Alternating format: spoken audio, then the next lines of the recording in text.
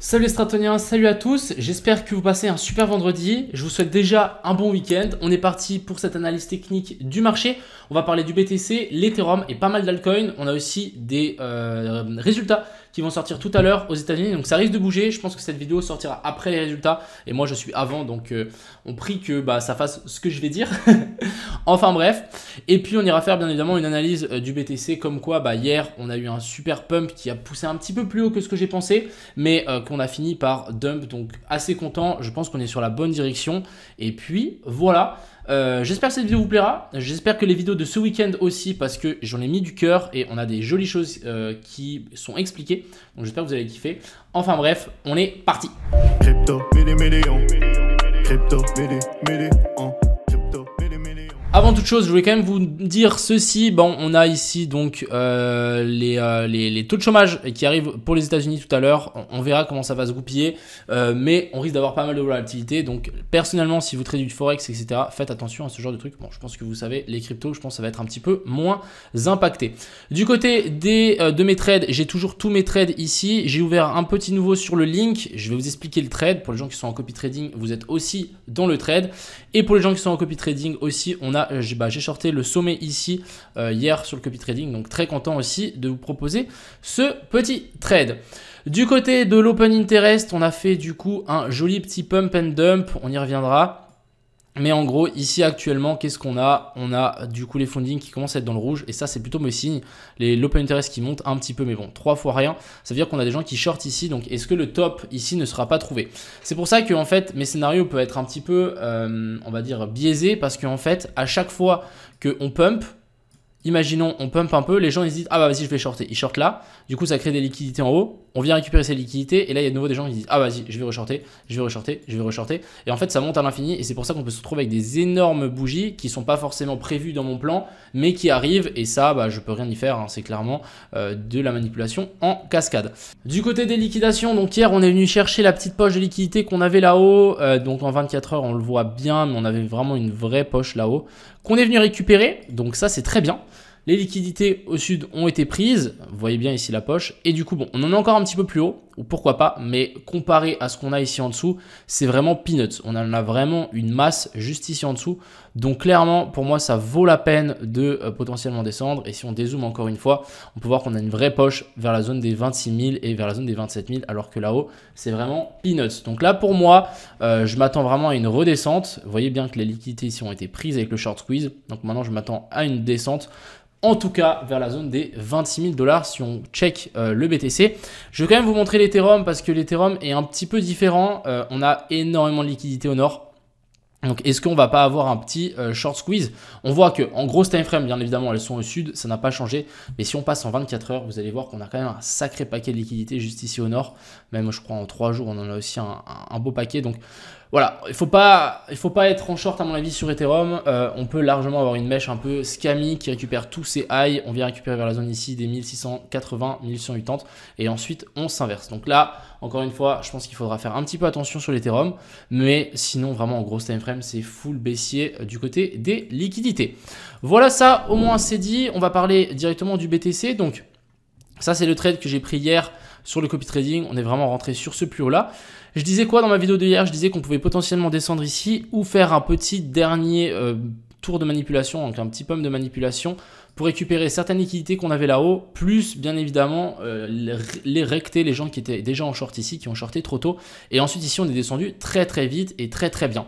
Le fait qu'on est descendu très très vite et d'un coup comme ça nous simplement inverse la structure.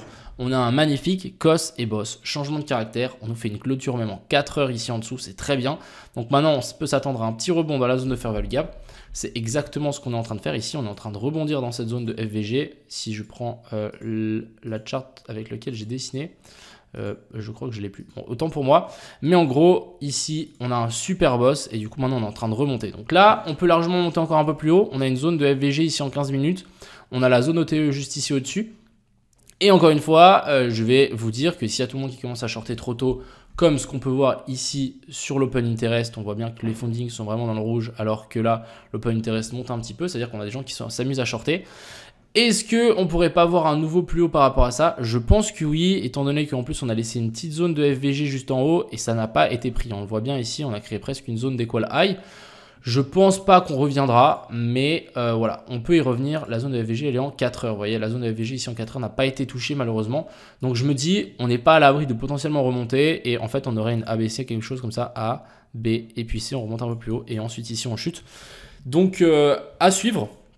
Clairement à suivre. Personnellement, je reste encore une fois full baissier. Je vais holder tous mes shorts. J'attends au moins la zone des 26 000 et ensuite on avisera. Mais clairement, là, je patiente, hein. Vraiment les liquidités sont en train de s'accumuler ici, mais d'une puissance. Donc on verra, peut-être j'ai tort, peut-être j'ai raison, mais moi je hold mes shorts, je suis assez confiant là-dessus.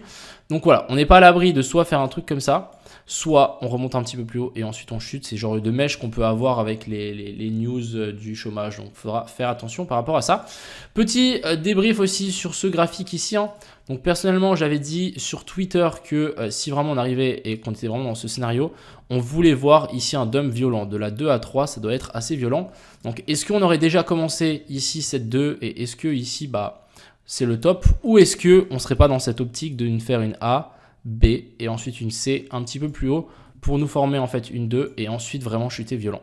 Je sais pas, on verra, mais en tout cas quand ça repartira vers le bas, on saura tous que on est en train de faire la 3, ça risque de pas être très très drôle. On risque vraiment de descendre super vite avec toutes les liquidations qu'on a. Ça va faire un méga long squeeze et du coup on aura des liquidations en cascade. Ça risque d'aller très très vite. Du côté de l'Ethereum, moi je suis toujours aussi en short depuis là-haut, rien à signaler. Donc on a cette petite pattern ici qui descend. Je vous ai dit qu'on avait des liquidités ici, donc clairement on en a. On a vraiment tous ces highs ici qui sont toujours intacts, donc on n'est pas à l'abri de nous faire un petit rebond pour ensuite descendre plus bas. Pour le moment, ici, on est pour moi dans une belle zone. On voit bien qu'on est venu faire un cost, donc continuation de la structure baissière ici. On revient chercher une zone de fair value gap dans la zone OTE. Donc on peut vraiment, je pense, continuer ici à descendre tranquillement. Ce serait le plan pépère, mais voilà. Après, on n'est pas à l'abri de nous faire un peu un short squeeze, un truc comme ça vers le nord pour récupérer en plus l'énorme zone de FVG qu'on a là. Donc vraiment, on en a du 4 heures, on a même un énorme en 12 heures. C'est pour ça que j'ai noté une petite zone de FVG ici. Donc méfiance quand même par rapport à l'Ethereum. On n'est pas à l'abri d'un pump soudain. Ensuite ici, du côté du total, donc c'est le market cap de toutes les crypto-monnaies. Qu'est-ce qu'on a? On nous a créé donc ici un double bottom si vous voulez, mais en gros on a quand même des zones de FVG ici là-haut, donc on ne serait pas à l'abri en fait de voir un petit pump ici du total pour ensuite redescendre. Si on fait ça, étant donné que les alts ont vraiment du mal contre le BTC, ça veut dire que c'est le BTC qui va réussir à pousser le total là-haut.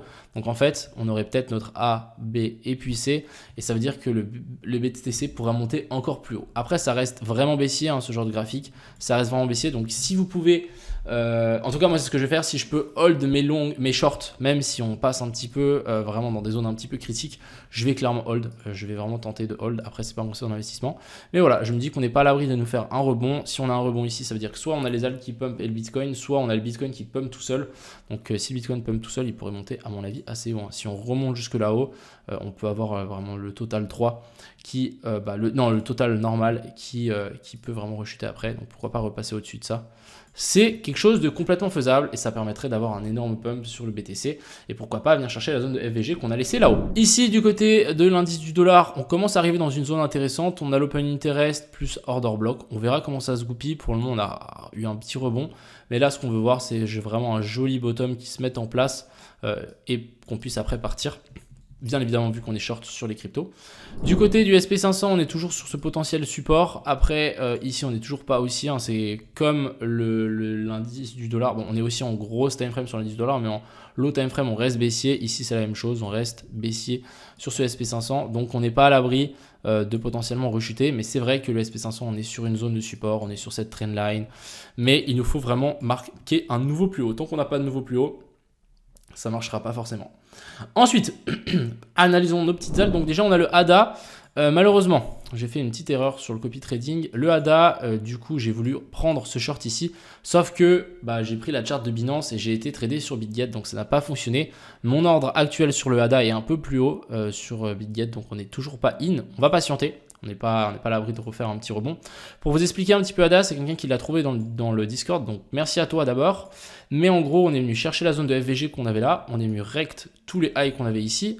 On est venu nous faire une petite inversion structure ici en 1 heure. Ensuite, on redescend tranquillement. On remonte, on vient sweep ces highs et ensuite ici en théorie on vient chuter pour récupérer tout ce qu'on a là. Donc ça pourrait être un super short ici pour le ADA. Personnellement moi j'ai mes ordres qui sont en attente, on verra si on vient les récupérer, je l'espère, qui sont juste un poil là-haut. Si vraiment ici on fait une inversion de structure, je pense que je vais m'amuser à short un petit peu plus tôt, quitte à avoir mon stop loss un peu plus proche, c'est pas grave, mais je voudrais pas rater ce short et à mon avis ça peut descendre assez violent ici. Ensuite, on a le link. Donc le link, je suis rentré aussi en position. Je vais vous expliquer le trade. On est venu récupérer ces sommets-là. On n'est pas venu récupérer ce sommet-là parce que sinon, ça nous inverse la structure. Donc pour le moment, moi, je reste baissier sur le link. On fait toujours des sommets toujours plus bas. Ensuite, qu'est-ce qu'on a ici? On a une petite descente tranquille. On vient chasser 2 fois. Une fois ce sommet-là, donc une première chasse et deuxième chasse. Très bien. Et ensuite, on nous fait un boss. Donc sans boss, j'aurais pas shorté. Mais là, on nous fait un joli breakout de la structure. Donc on redescend. Ici, moi, j'ai shorté sur ce plus haut-là. Et simplement, target la zone d'équal low qu'on a laissé ici en dessous. Donc ça nous fait quand même un joli petit short de 9R. On va patienter, on verra comment ça se présente. Bon, pour le moment, c'est plutôt pas mal, mais bon, ça veut rien dire. Continuons, on a le Matic, on est toujours en position dessus. On continue à le hold. Il n'y a rien à dire par rapport à Matic, à part qu'il rebondit un peu, mais bon, moi, je crois pas du tout qu'on a un bottom ici. Donc, on va patienter tranquille. On a le DYDX qui, lui, est vraiment dans une pattern vraiment baissier ici. On le voit bien pour vous expliquer qu'on peut avoir un autre petit short à prendre. En gros, ici, on nous a fait un COS, donc continuation de la structure baissière. Ensuite, ici, on remonte en A, B, puis C. Donc ici, c'est pas un boss, c'est un fake boss. On vient récupérer la liquidité au-dessus de ça, plus les zones de FVG. On réintègre, on vient refaire un COS. Et du coup, maintenant, si on remonte, chercher la zone de FVG qu'on a là, voir la zone ETE par rapport à ce sommet-là et à ce plus bas-là, pour moi, c'est un short tous les jours. Et c'est même un short plutôt violent parce que je pense qu'on va venir chercher là et ça va descendre très très droit. Ça, c'est le genre de pattern. J'ai l'impression que on est en train de charger le canon pour descendre encore plus fort et plus vite. C'est vraiment ce genre de pattern qu'on a avant un gros mouvement impulsif. Donc ça arrive de descendre assez fort.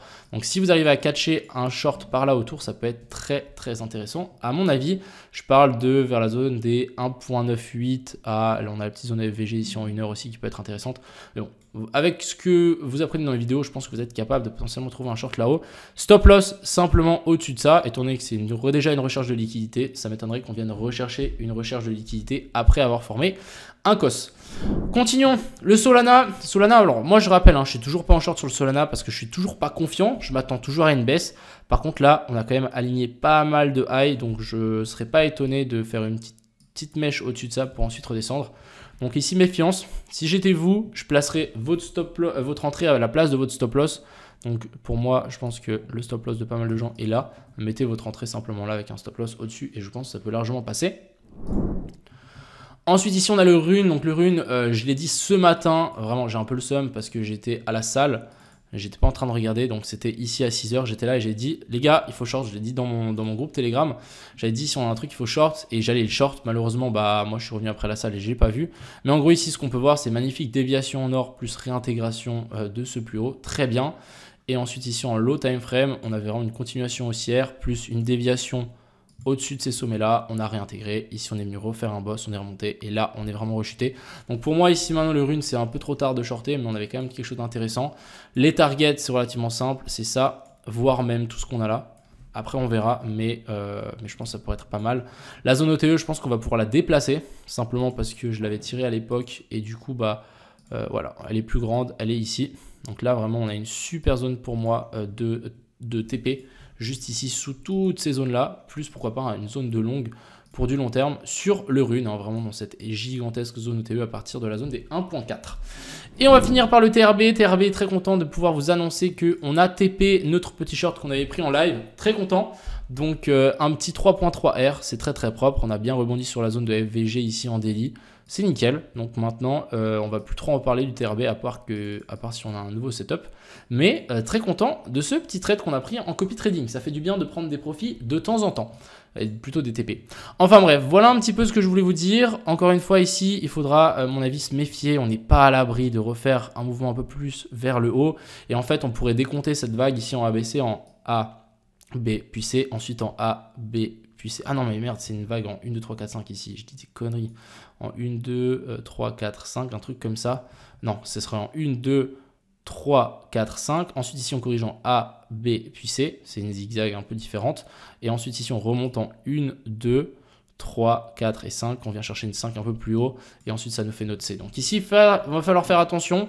On n'est pas à l'abri de venir chercher un nouveau plus haut. On n'est pas à l'abri aussi de se retourner ici. Mais personnellement, moi, je crois que le mouvement à venir sera vers le bas. Et bah voilà, encore une fois, si on a des petits mouvements de manipulation avant, c'est pas bien grave. Mais je m'attends vraiment à une descente beaucoup plus profonde, au moins vers la zone des 26 000 $. J'espère que cette vidéo vous a plu. Je souhaite à tous déjà un bon week-end en avance. Profitez bien, sortez un peu. Parce que moi, ça fait longtemps que j'ai pas vu le soleil en vrai. Non, je rigole, mais il faut que je sorte un peu. Et puis voilà, sur ce, bon week-end. Ciao!